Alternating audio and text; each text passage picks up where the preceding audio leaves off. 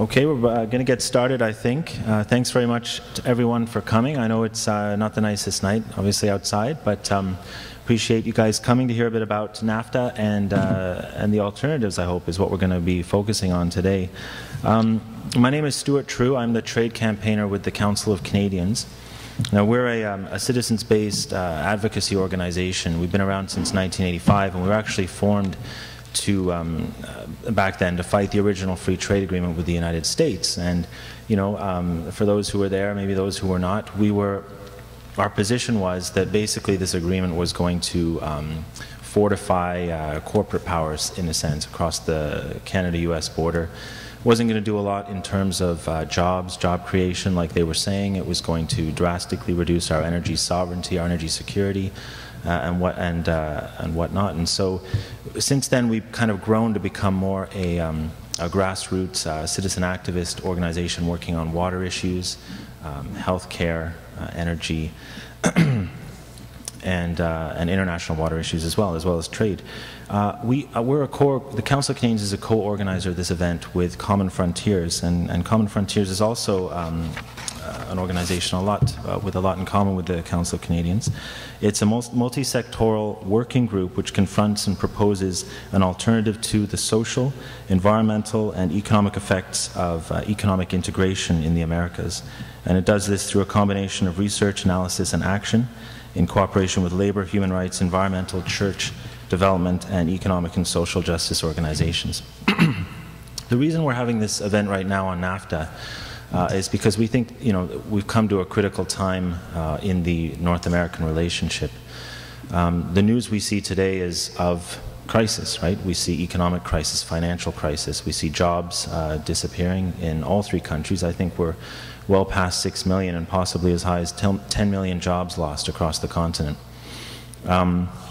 And so we also see at this moment the opportunity to kind of think why this is happening. Maybe it does have something to do with the underlying structure of our economy. Maybe it's not something that we just have to very quickly act on, but let's start to think about what are the root causes of this crisis. Let's not just propose more of the same, which is, I think, what we've found our three governments doing specifically around trade issues. Another reason to do this event right now is that the Guadalajara North American Leaders Summit has just wrapped up this past August with the death of the proposal to expand NAFTA, this idea of the Security and Prosperity Partnership, which we'll touch on tonight. And this also presents an opportunity for us to think about alternatives.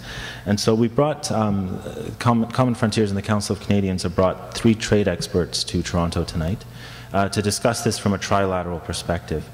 We're going to start tonight with Manuel Perez Rocha from the Institute for Policy Studies, but I'll just briefly introduce them. We have Katherine Ozer here from the National Family Farms Coalition, also a representative of the Citizens Trade Campaign in the United States, which has been at the forefront recently in responding to this crisis, and with the Obama administration using that opportunity to propose radical new ways of doing trade. And we will talk a bit about why we would want these alternatives.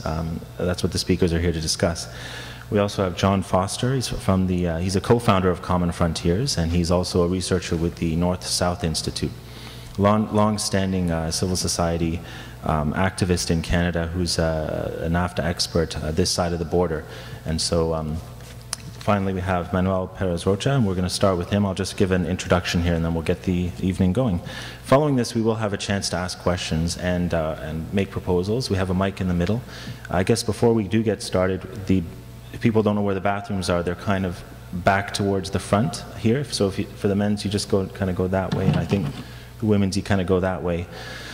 And I guess I'd like to thank the church, the Trinity-St. Paul's, and thank QP, the Canadian Union of Public Employees, for providing some of the resources for tonight and also for endorsing. And I'd like to thank rabble.ca very much for filming tonight and making this event available online. So we're going to be able to circulate these presentations tonight.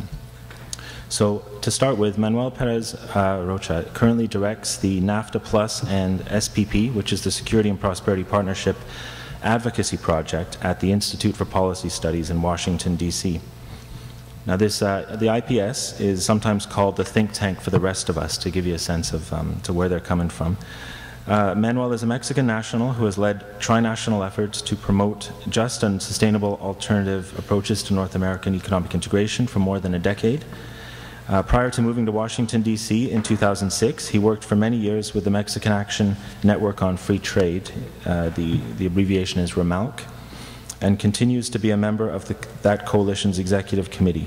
For the past several years, he has also contributed to the Alternative Regionalisms Project of the Transnational Institute in Amsterdam, and worked as a consultant to Oxfam International on trade issues in the Central America, Mexico, and Caribbean region. So I'll hand it over to Manuel. Thank you.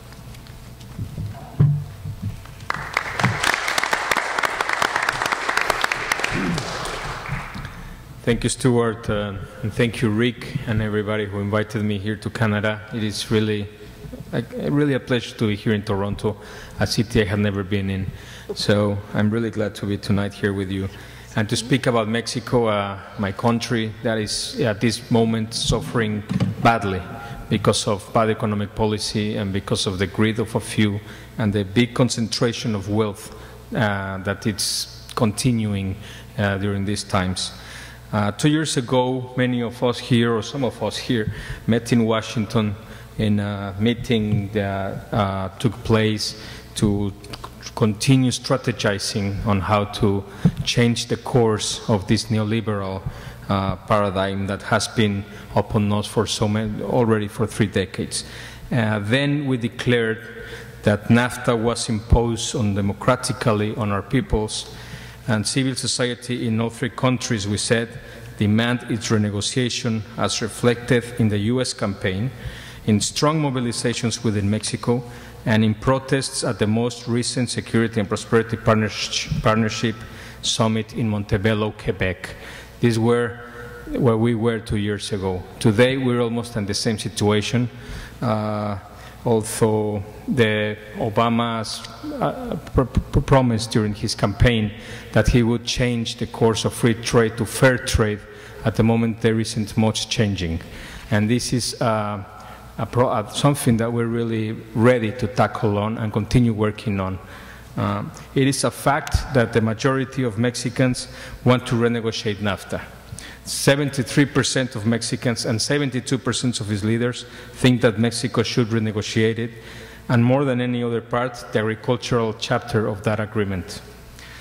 Basically, because NAFTA, as I will explain now, and other neoliberal economic policies that are part of the same package have increased inequality, increased concentration of power and wealth like never before, and have dismantled Mexico's productive capacities, both in the rural and in the urban areas.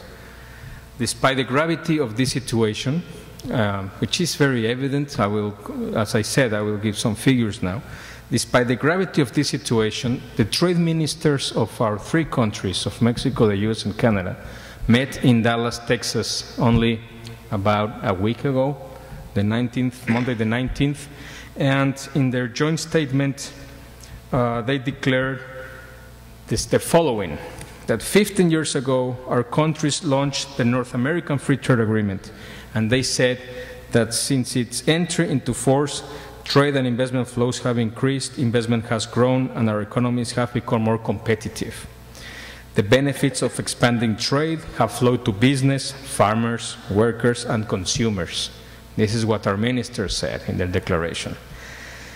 To convince us of this, moreover, they say that they agreed to establish a working group on communications and outreach to promote greater understanding of the NAFTA and its benefits. I tell you one thing, that no matter how much money they put into this new committee, it will be very difficult for them to really convince us that NAFTA has been beneficial for workers and farmers and consumers.